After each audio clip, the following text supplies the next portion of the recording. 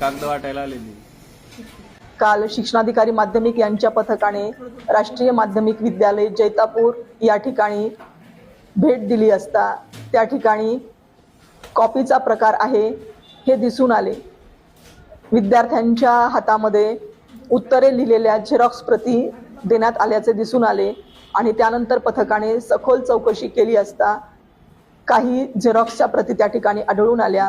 नंतर आम्ही CCTV footage check केले असता CCTV फुटेजमध्ये संपूर्ण घटना जी घडलेली होती ती कैद झाली होती आणि प्रत्येक दालनामध्ये विद्यार्थी हे ते झेरॉक्स कॉपीवरील उत्तरे पाहून लिहिण्यासाठी त्यांच्या जागा सोडून दुसऱ्या बेंचेसवर येऊन बसलेले होते आणि 11 वाजल्यापासून 1 वाजेपर्यंत हा प्रकार त्या ठिकाणी चालू होता. पथकाने 1:30 वाजता भेट दिली असता अनेक विद्यार्थी हे अशा पद्धतीने आणि शिक्षक सुद्धा अनियमितता करत आहेत हे पथकाला दिसून आलं.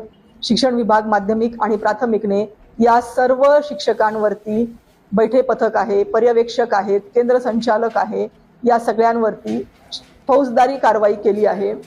देवगाव रंगारी पोलीस स्टेशन तालुका कन्नड या ठिकाणी या सर्व व्यक्तींवरती FIR दाखल करण्यात आला आहे. ही प्रक्रिया रात्री 2 वाजेपर्यंत सुरू होती. तसेच या सर्व शिक्षकांनी वर्तणुकीचा सुद्धा नियमभंग केला आहे. त्यामुळे या सर्व शिक्षकांनाही निलंबित करण्यासाठीचा प्रस्ताव सादर करण्यात आला आहे.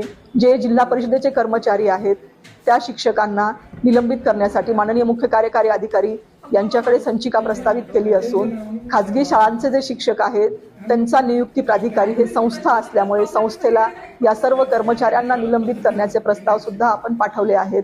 तसेच या केंद्रावरती 327 विद्यार्थी इंग्रजीच्या परीक्षेला उपस्थित होते. या सर्व विद्यार्थ्यांच्या उत्तरपत्रिका आपण वेगळ्याने विभागीय मंडळाला आपण पाठवले आहेत की मास कॉपीचा हा प्रकार आहे का हे तपासून त्या विद्यार्थ्यांचा निकाल लावण्याविषयी कार्यवाही करण्यात यावी. सर्व अहवाल हे अंतिम करून माननीय विभागीय मंडळ तसेच माननीय राज्य मंडळ यांना सादर करण्यात आलेले आहेत आणि शिक्षकांवरतीही कारवाईचे प्रस्ताव दाखल करण्यात आलेले आहे. आणि सगळ्या सेंटरचं सगळ्या हॉलचं नियंत्रण आम्ही जिल्हा नियंत्रण कक्षामधून करत आहोत. 100 केंद्रांचं व्हिडिओ चित्रीकरण आम्ही पूर्ण 3 तास करतो आहोत. ही एक नवीन घटना आहे. दक्षता समितीचे मान्यता घेऊन जे संस्थांचे अध्यक्ष आणि सचिव आहेत त्यांच्यावर ही कारवाई प्रस्तावित करण्याचे प्रस्ताव आम्ही सादर करू.